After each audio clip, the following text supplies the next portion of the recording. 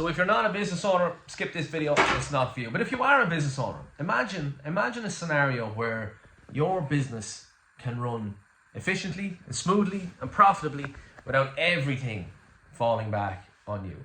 Okay, right, it might sound like a pipe dream for a lot of you guys, but the reality is that a lot of people start a business and they become a slave to that business as such. So they get it to a certain point where they're making some money, they have some customers, they may even have some staff and things like that.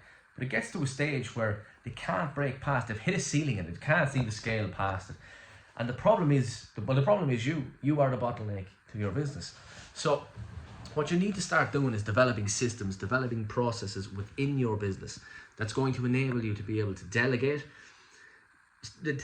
tasks and roles and responsibilities to other people, right? Now, a lot of people never get to that stage, or if they do try to delegate, what they see is their revenue increase a little bit, but their profit margins go down, and they end up just backtracking, firing the people that they brought back in, and taking back over the tasks and roles that ultimately they were doing in the first place that they wanted to get away from. If you want to be able to build a business that can run independently of you, while continuing to grow, while continuing to remain profitable, you need to start thinking different, and you need to start doing things a little bit differently than now. So obviously delegation is going to set you free, okay? But before you can start delegating any tasks or roles to anybody else, you need to put a proper structure to your business.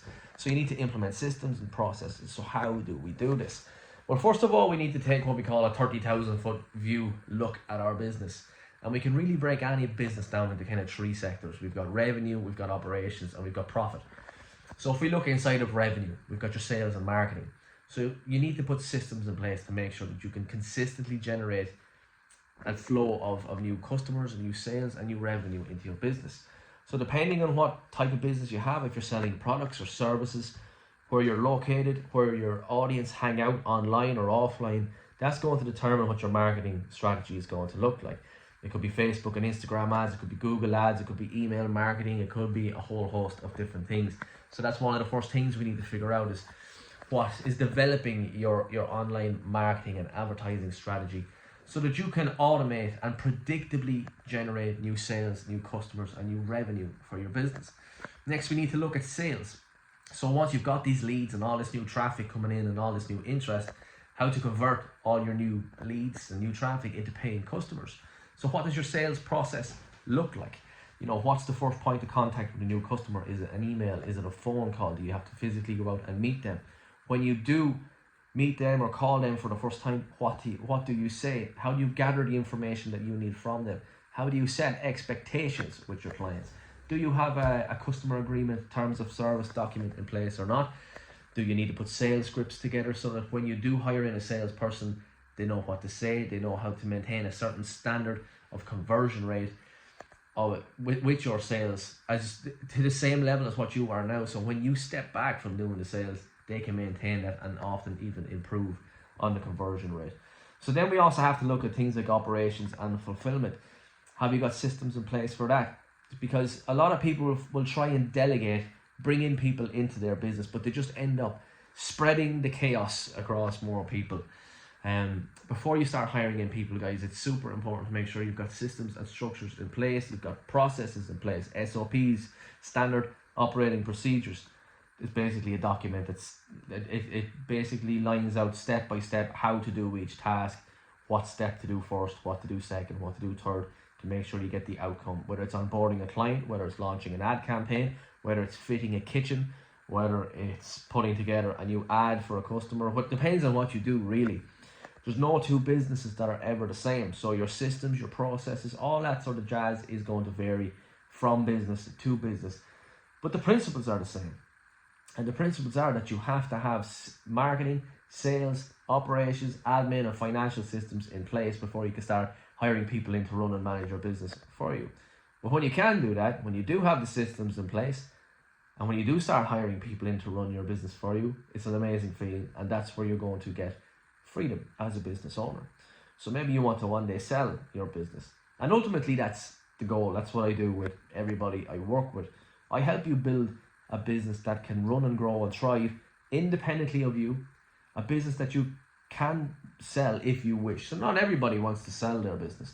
A lot of people just want to be able to step back from the daily operations have people run their business for them, keep their salary as the owner of the company, and maybe move on and start investing or build a second company or whatever it might be. Whereas on the other hand, some people just want to get an exit and move on to the next thing, or get an exit and retire. And by an exit, I just mean sell your company for a lump sum. If you try to sell your company for a lump sum, but everything is still very much dependent on you, you're not going to get a whole lot for it. So you need to make sure you've got people in place, you've got systems in place, you've got marketing systems in place and people that manage that, sales systems in place, people that manage that, fulfillment operation systems in place and people that manage that, financial systems in place, people that manage that, and then admin systems in place, people that manage that. It's not an overnight thing, guys. It really takes, it's going to take at least 3 to 6 months before you're able to actually implement all of this, depending on where you are. Like, a lot of people come to me and they already have a decent structure in place, they have a decent business, but it's not profitable. Or maybe they have the operations end of things down to a T, down to a fine art, but they're just not bringing in enough revenue, not bringing in enough customers. So every business is going to have different problems, and that's ultimately what the Distinguished Entrepreneur Program is all about. It's helping you become a better entrepreneur, a better business owner, understanding how to implement the right systems into your business, how to develop SOPs, how to structure your business a little bit better to increase your profit margins, to improve your sales and marketing, to improve efficiency when it comes to operations, to improve your financial management. And I make a face when I say that because so many business owners are not in control of their money. They don't even have a basic profit and loss statement in place. They don't know where they're losing money because they're not tracking what's going out each week, what's coming in each week, what's owed. It's complete chaos, and the reason for that is because they're trying to wear too many hats. They're so busy doing the work as such that they don't have time, in their own words, they don't have time to sit down and put these structures and systems in place, when the reality is that if you don't put these structures and systems in place, you will never have any time. You're always going to be a slave to your business. And it really is a beautiful feeling when you get your business to a certain stage where you see new customers come in without you ever having to do anything. You see happy customers leaving reviews for your business on Google without you ever even asking for it. You see your revenue grow, your profit margins getting healthier without you having to do anything. You get to a stage where you're overseeing your business, you're working on your business rather than always working in your business. As long as you stay working in your business, you're not going to be able to work on it, and you're just going to hit that ceiling.